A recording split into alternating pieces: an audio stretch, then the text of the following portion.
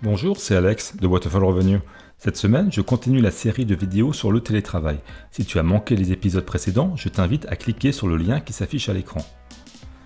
Si pour vous, le télétravail n'est pas occasionnel, si vous considérez télétravailler plus d'un jour par semaine, il est important de vous créer un espace de travail dans votre logement, surtout si vous n'êtes pas le seul à y habiter. On privilégiera une pièce fermée avec un vrai bureau, c'est-à-dire à la bonne hauteur et avec un fauteuil confortable, idéalement à roulettes. Souvent dans une maison, le bureau est relégué en dessous d'un escalier ou dans un petit cagibi. C'est une erreur qui risque de nuire à la qualité de votre travail.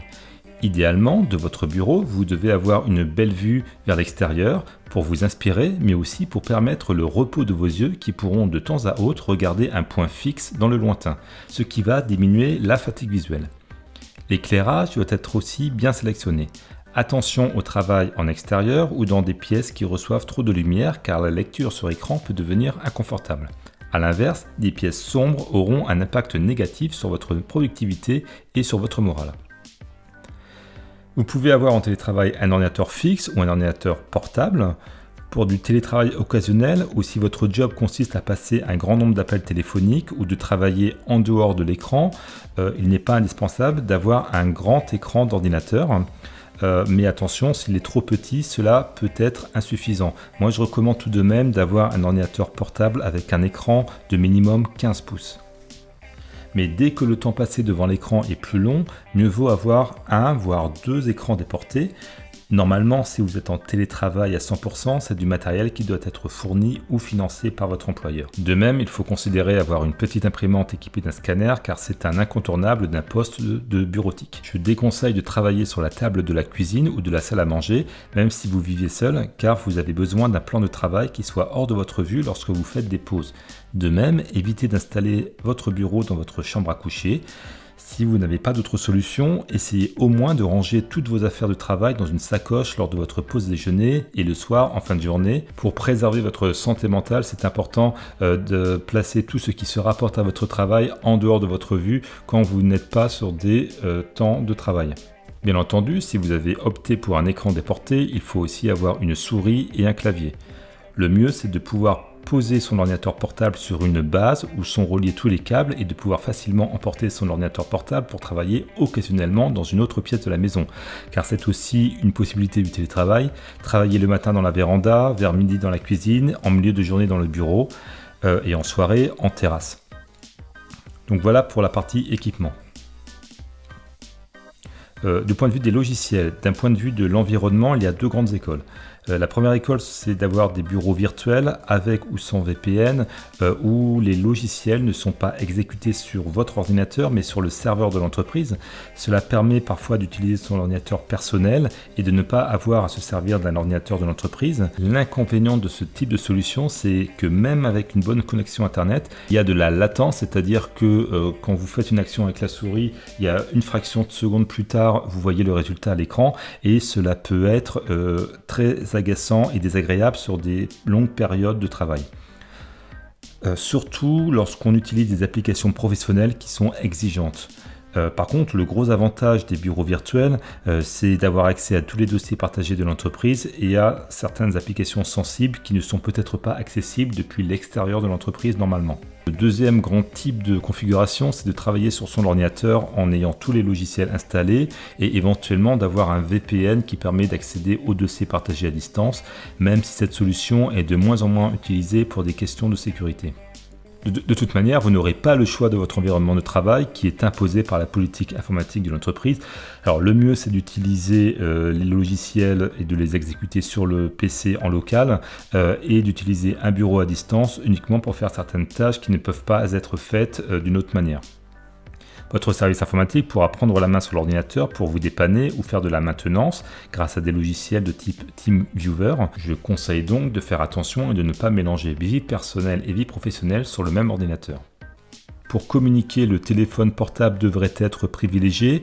Assurez-vous donc qu'avec votre opérateur, vous avez une bonne qualité de signal à votre domicile, car si la qualité de communication n'est pas bonne, cela va faire très mauvais effet auprès de vos supérieurs et interlocuteurs. Dans le cadre d'un télétravail à 100%, votre employeur peut faire installer une ligne fixe à votre domicile, mais de nos jours, cela se fait beaucoup moins et on va plutôt utiliser des numéros de téléphone virtuels associés à une application sur le téléphone portable ou sur un logiciel sur l'ordinateur, ce qui permet de communiquer un numéro de téléphone fixe qui sera ensuite rerouté sur votre ordinateur ou smartphone où que vous soyez dans le monde.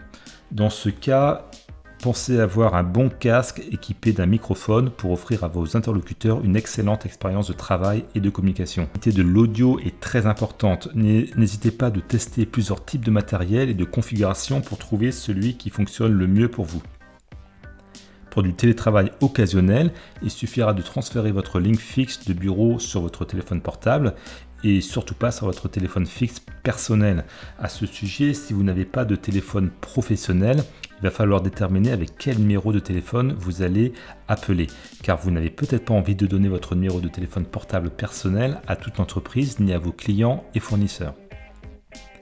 Les applications gratuites comme WhatsApp et Skype sont aussi très fiables pour téléphoner en audio ou en vidéo, mais aussi pour chatter, même si je déconseille d'abuser du chat au télétravail.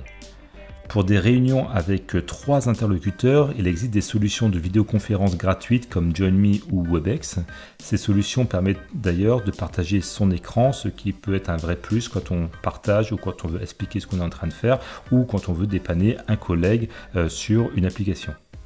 En revanche, à partir de 4 interlocuteurs, il est difficile de trouver de bonnes solutions gratuites et votre entreprise doit vous ouvrir un compte sur une solution payante. Je conseille de privilégier les leaders du marché comme Webex et de ne pas utiliser des solutions exotiques, surtout quand il faut interagir avec des interlocuteurs externes à l'entreprise. Si vous prenez des solutions leaders, vos interlocuteurs auront aussi l'habitude de les utiliser et cela se passera bien. Certaines entreprises vont avoir d'autres outils de communication, de planification et de suivi des tâches et des projets, comme par exemple Slack, qui est une application très populaire en ce moment. Votre panoplie, vous pouvez rajouter une solution de transfert de gros fichiers, comme par exemple WeTransfer. C'est particulièrement indispensable si vous n'avez pas de bon VPN ou de bureau à distance. Il y a aussi des solutions de fichiers partagés comme Google Sheets, bien utiles pour travailler en équipe. Mais attention aux outils que vous allez vous-même sélectionner car des données de votre entreprise potentiellement sensibles vont y transiter ou des données de vos clients.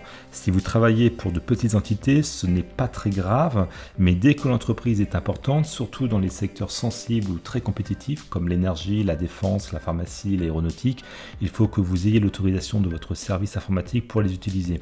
À titre d'exemple, j'ai travaillé pour une entreprise qui ne souhaitait pas que nous utilisions des prestataires américains pour éviter les risques d'espionnage économique et géostratégique. Donc, un conseil, demandez toujours l'autorisation par écrit à votre service informatique ou à votre manager avant d'utiliser un service externe gratuit ou payant.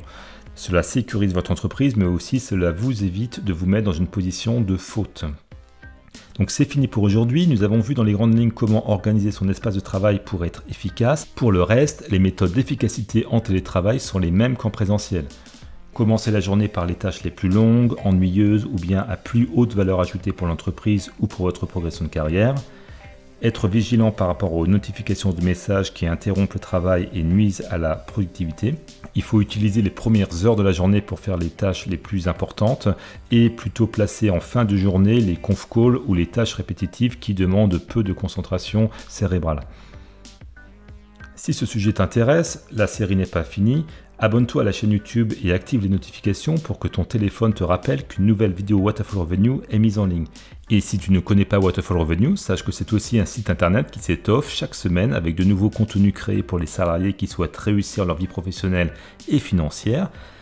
Mais également, il y a une partie des contenus les plus percutants, les plus incisifs, voire dérangeants parfois, qui sont publiés uniquement en privé aux membres du cercle Waterfall Revenue. Pour les recevoir, il suffit de t'inscrire en cliquant sur le premier lien en description de la vidéo et tu recevras environ une fois par semaine un nouveau contenu exclusif.